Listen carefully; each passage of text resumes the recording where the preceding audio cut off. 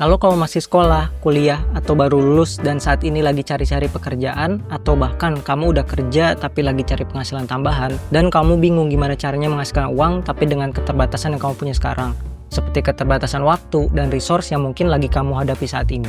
Di video ini, saya mau share 8 ide penghasilan yang cocok buat kamu yang punya keterbatasan waktu dan resource, tapi tetap ingin mendapatkan penghasilan dengan keterbatasan yang ada. Sebagian besar dari ide ini bisa kamu lakukan kapan saja, bahkan ketika kamu masih kuliah, masih cari-cari pekerjaan setelah lulus kuliah, ataupun ketika kamu sedang menjadi seorang pekerja.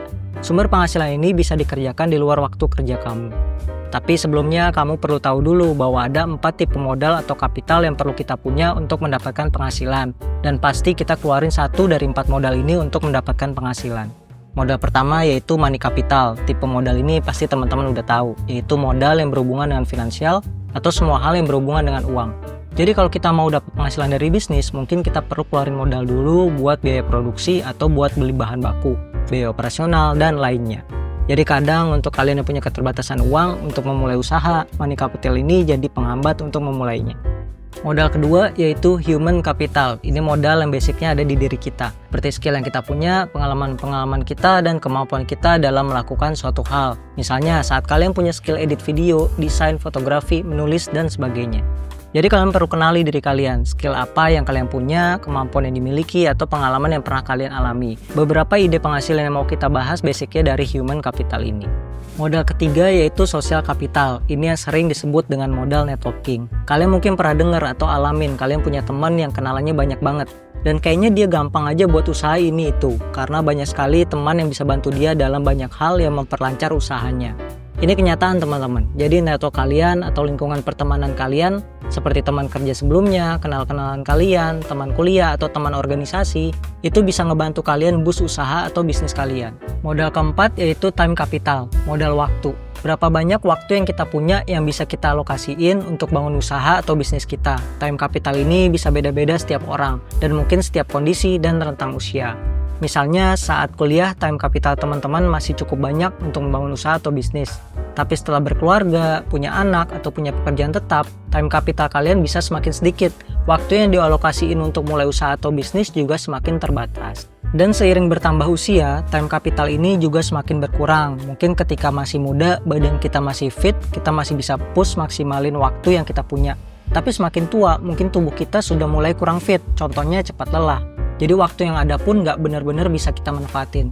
Jadi time capital ini nggak bisa kita get back. Kita perlu pintar-pintar untuk manfaatkan dan kelola waktu yang kita punya. Oke teman-teman, udah kebayang ya 4 modal yang mungkin salah satunya kita butuhkan untuk mendapatkan penghasilan. Sekarang kita langsung aja bahas ide penghasilan yang pertama, yaitu jadi content creator dan menghasilkan lewat sosial media. Jadi content creator adalah hal yang pertama yang saya sangat rekomendasiin buat teman-teman.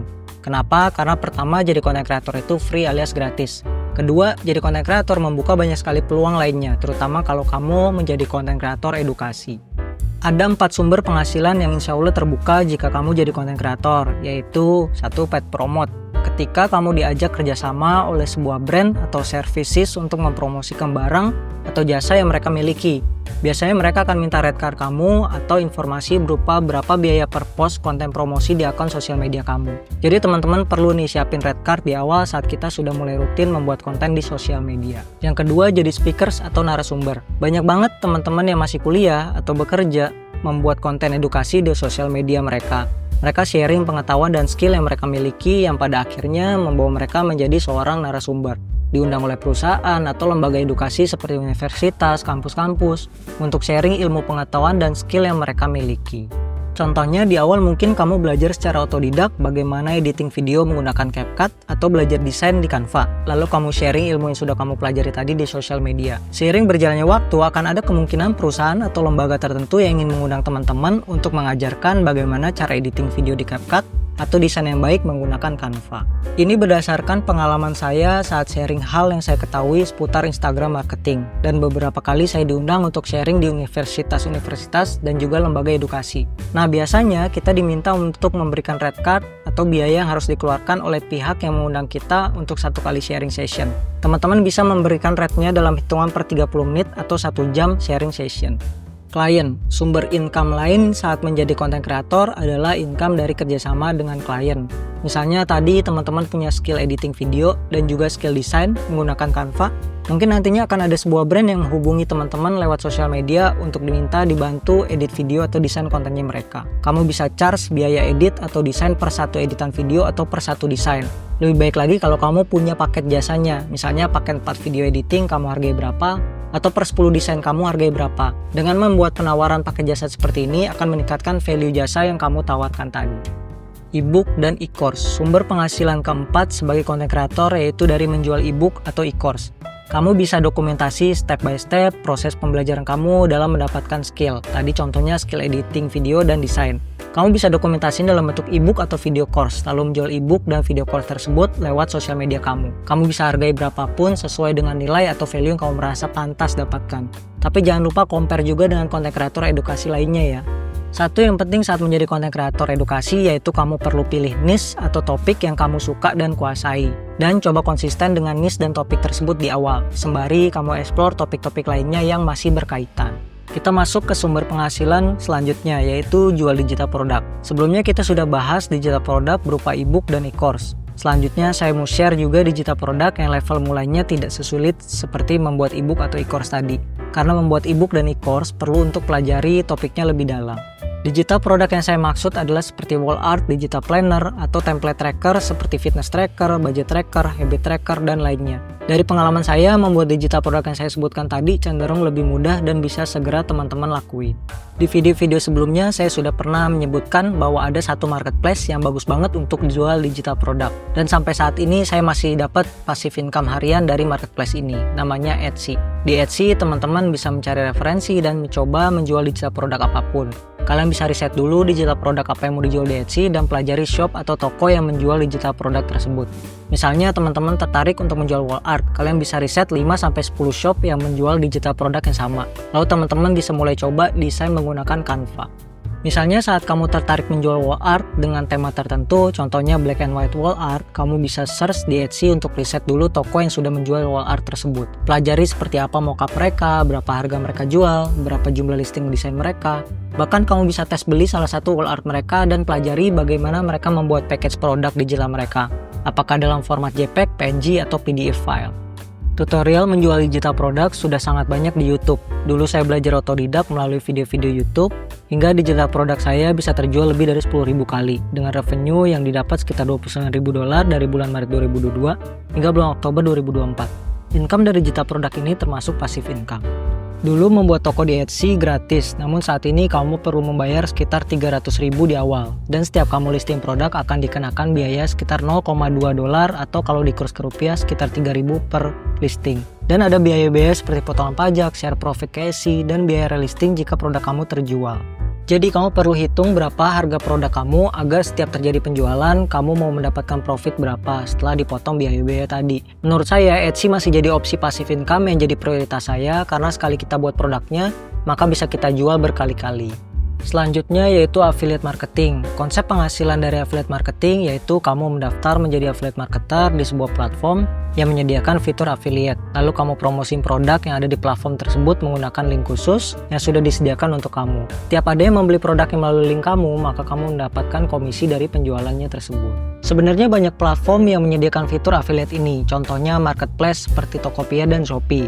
Kamu bisa daftar jadi affiliate marketer di kedua platform tersebut. Daftarnya bisa melalui link yang saya cantumin di deskripsi ya. Ikuti langkah-langkah yang ada di websitenya untuk registrasi dan pelajari juga langkah-langkah untuk menjadi affiliate marketer produknya di website mereka. Setelah kamu pelajari, kamu bisa mulai bagiin link dari produk yang menurut kamu menarik dan kemungkinan ada yang mau beli. Kamu bisa share link pembelian produknya ke sosial media kamu atau lewat teman-teman kamu lewat WhatsApp. Setiap ada yang beli pakai link kamu bisa mendapatkan komisinya. Gak cuma produk fisik yang bisa kamu promosiin sebagai affiliate marketer, produk digital juga bisa. Contoh platform yang menyediakan fitur affiliate untuk digital produk yang baru-baru ini lagi cukup hype yaitu link.id, sebuah website builder dengan tampilan berupa bio link untuk sosial media. Ini memiliki fitur untuk menjadikan kita sebagai affiliate marketernya dan menjual produk-produk digital yang sudah ada pada platform tersebut. Tahap pertama, kamu daftar dulu di link.id, lalu kamu bisa mulai buat page link.id kamu. Pilih kira-kira produk affiliate apa yang kamu mau tampilkan di page link ID kamu untuk mendapatkan komisi dari setiap orang yang nantinya membeli produk tersebut lewat link milik kamu. Kamu bisa pilih-pilih produknya dengan cara add new blog, lalu pilih bagian affiliate produk. Setelah kamu add produknya, maka akan tampil menunya pada page link.id kamu. Selanjutnya, tempatkan URL page link.id kamu di bio sosial media kamu. Jadi setiap orang yang membuka bio sosial media kamu, kemungkinan akan klik linknya. Nah, cara mempromosikan produk digital yang sudah kamu siapkan tadi, kamu bisa mulai dengan cara membuat konten, entah konten review produk digital tersebut, atau mungkin konten berupa masalah yang sedang kamu hadapi, dan setelah membeli dan mempelajari solusi dari produk digital tersebut, masalah kamu menjadi terselesaikan. Jangan lupa untuk arahkan audiens kamu berupa call to action di akhir konten untuk cek produk digitalnya di link bio kamu. Dengan seperti ini, kalau ada yang beli lewat link affiliate kamu tadi, kamu dapat komisi penjualannya. Jadi inti dari sumber penghasilan melalui affiliate marketing yaitu kita membantu menjual produk orang lain menggunakan link khusus yang sudah disediakan untuk kita sebagai affiliate marketer. Dan ketika ada yang beli produknya dari link kita, maka kita mendapatkan komisi dari penjualan. Komisinya beragam teman-teman. Saya lihat di link.id kita bisa dapat komisi 10% hingga 40% per penjualan. Penghasilan dari freelance. Ide sumber penghasilan selanjutnya yaitu penghasilan dari freelance. Freelance adalah ketika kita mengerjakan sebuah project atau pekerjaan dari klien tanpa terikat pada jam kerja atau kontrak jangka panjang. Sebagai freelancer, kita punya kebebasan untuk mengatur kapan dan di mana kita akan bekerja, yang bisa sangat fleksibel, terutama jika kamu masih kuliah atau sudah bekerja full time. Keuntungan dari freelancing yaitu pertama, kebebasan waktu dan tempat. Sebagai freelancer, kamu bisa bekerja dari mana aja dan kapan aja. Ini cocok buat kamu yang suka bekerja secara fleksibel, misalnya dari rumah, cafe, atau coworking space. Asalkan ada koneksi internet yang stabil, kamu bisa menyelesaikan pekerjaan tanpa perlu datang ke kantor. Kedua, potensi penghasilan yang menarik. Freelance memungkinkan kita untuk menyesuaikan tarif sesuai dengan kemampuan dan value yang kita tawarkan. Biasanya semakin ahli kamu dalam suatu bidang, semakin tinggi juga tarif yang bisa kamu tawarkan. Sebagai freelancer, kamu punya kebebasan untuk mengerjakan beberapa proyek sekaligus yang memungkinkan kamu untuk meningkatkan penghasilannya. Ketiga, pengembangan skill dan portofolio. Setiap project freelance yang kamu kerjakan adalah kesempatan untuk mengembangkan skill dan menambah portofolio. Misalnya, kalau kamu seorang desain grafis, setiap desain yang kamu buat untuk klien bisa jadi bagian dari portofolio yang akan menarik klien di masa depan. Portofolio yang kuat adalah salah satu daya tarik utama dalam dunia freelance. Nah, jenis pekerjaan freelance apa sih yang populer? Jadi ada 5 jenis pekerjaan freelance yang cukup populer dan banyak dibutuhkan saat ini. Yang pertama yaitu desain grafis. Kalau kamu punya skill desain, kamu bisa menawarkan jasa seperti pembuatan logo, poster, desain packaging, hingga desain yang berhubungan dengan sosial media seperti desain thumbnail YouTube. Project desain grafis sangat banyak diminati dan bisa memiliki harga yang cukup tinggi, tergantung kompleksitas pekerjaannya dan pengalaman kamu juga. Yang kedua, copywriting. Freelance di bidang writing atau penulisan bisa mencakup penulisan artikel untuk blog, copywriting untuk iklan, atau bahkan pembuatan konten untuk sosial media. Jadi kalau kamu suka menulis, terutama menulis copywriting, ini bisa jadi peluang besar untuk menghasilkan uang. Ketiga, pembuatan website dan software. Jika kamu memiliki skill coding atau programming, pekerjaan freelance sebagai web developer atau software engineer memiliki potensi penghasilan yang tinggi. Kamu bisa mengerjakan website perusahaan, landing page sebuah brand, atau pembuatan aplikasi, hingga sistem berbasis cloud. Keempat, jadi penerjemah. Kalau kamu menguasai lebih dari satu bahasa, kamu bisa menjadi penerjemah freelance. Beberapa project bisa kamu ambil, contohnya penerjemah artikel, dokumen, atau subtitle film.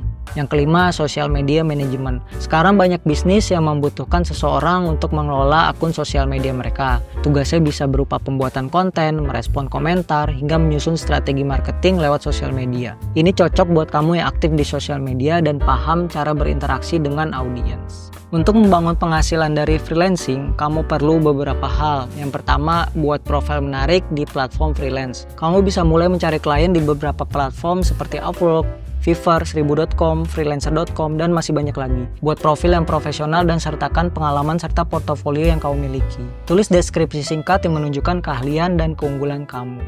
Kedua, bangun portofolio yang kuat. Bagi klien, portofolio adalah cara terbaik untuk melihat hasil kerja kamu. Kalau belum punya banyak pengalaman, kamu bisa mulai dengan membuat proyek simulasi atau coba tawarkan ke teman-teman kamu yang membutuhkan keahlian kamu dulu. Mulai bangun portofolio. Ini akan membantu calon klien di kemudian hari melihat kualitas pekerjaan kamu. Ketiga, tentukan rate yang tepat. Menentukan harga jasa kita bisa jadi tantangan di awal. Strategi awal mungkin kamu bisa tawarkan harga yang kompetitif untuk membangun pengalaman dan portofolio. Seiring berjalannya waktu, ketika pengalaman kamu bertambah dan portofolio sudah mulai terbangun, kamu bisa mulai meningkatkan harga jasa kamu. Keempat, bangun hubungan baik dengan klien. Hubungan yang baik dengan klien bisa membuka peluang proyek lanjutan atau rekomendasi kepada klien lain. Usahakan untuk memberikan hasil yang terbaik dan berkomunikasi secara profesional. Kelima, manajemen waktu dan kedisiplinan. Menurut saya, freelancing adalah cara yang menarik untuk menghasilkan pendapatan, terutama buat kamu yang ingin punya waktu kerja yang fleksibel dan tetap bisa menambah pengalaman di bidang yang kamu minati. Selain itu, freelancing juga bisa dijadikan langkah awal untuk membangun karir dan koneksi dalam industri yang lebih luas. Ide penghasilan selanjutnya yaitu jadi YouTuber. Kalau kamu suka ngobrol, suka berdiskusi, menulis, atau menuangkan pemikiran, atau suka belajar topik-topik tertentu, kamu bisa coba jadi YouTuber. Topiknya bisa apa aja, dari hal-hal yang mungkin kamu kuasain dan bisa kamu ajarkan ke orang lain, pemikiran kamu yang mungkin orang lain juga perlu tahu, sharing pengalaman buruk atau baik yang kamu alami dan mungkin bisa membantu orang lain tidak melakukan hal yang sama, atau bahkan dengan sharing pengalaman ini bisa membuat orang lain belajar untuk bisa melakukan sesuatu yang lebih cepat dan lebih baik, maka kamu bisa sharing hal-hal tersebut. Kamu bisa mulai dengan dokumentasikan semuanya lewat susun skrip videonya, lalu tag video dan upload. Di awal kamu gak perlu overthinking jika gak ada yang view, karena YouTube perlu belajar merekomendasikan video kamu ke audiens yang tepat. Sembari kamu juga belajar untuk mencari topik yang bagus dan belajar dari YouTuber besar lainnya. Kira-kira topik apa aja yang mereka posting dan relate ke diri kamu. Dan belajar untuk perlahan-lahan membuat videonya menjadi lebih baik lagi dari segi kualitas materi, lighting, audio, editing style, dan lainnya. Setelah mencapai 4.000 jam tayang dan 1.000 subscriber, monetisasi melalui AdSense kamu terbuka, sehingga view dari video kamu akan mulai diperhitungkan sebagai penghasilan. Penghasilan ini dipengaruhi oleh iklan yang ditampilkan pada video tersebut. Penghasilan jadi YouTuber nggak cuma dari AdSense, bisa dari paid promote, yaitu dari brand yang meminta kamu mempromosikan produknya di video kamu. Atau kamu juga bisa cantumkan affiliate link atau produk digital kamu di deskripsi videonya. Jadi kalau ada audiens yang nonton video kamu dan buka link di deskripsi dan beli produknya, ya kamu dapat traffic gratis dari video kamu ke produk-produk yang kamu cantumkan. Semoga beberapa ide sumber penghasilan yang ada di video kali ini bisa membantu teman-teman untuk mulai menyadari bahwa sumber penghasilan bisa terbuka dari mana aja. Gak harus kuliah sampai lulus dulu baru mulai mencari penghasilan dengan bekerja full time, tapi banyak sumber penghasilan lain yang bisa teman-teman kerjakan bahkan dari sebelum lulus kuliah. Kalau ada masukan atau tambahan tips lainnya, kalian bisa tulis di kolom komen. Dan jika kalian tertarik dengan video lainnya, silahkan lihat di playlist akhir video ini. Terima kasih sudah menonton video ini sampai habis dan see you in next video.